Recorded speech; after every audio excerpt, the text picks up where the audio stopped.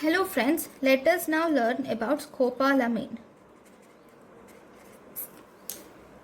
Scopolamine or hyoscine. This will inhibit brain cholinergic system. So when it inhibits the brain cholinergic system, this would make the subject off guard in face of sustained interrogation.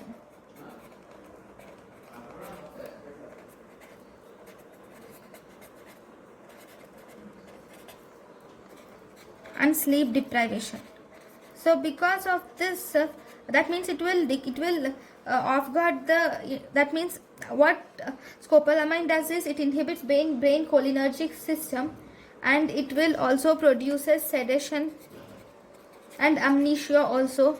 So slowly the truth will come out. Truth teller. So it is used in lie detector, and it was popularly known as lie detector around World War II. In World War II, this was used as a lie detector.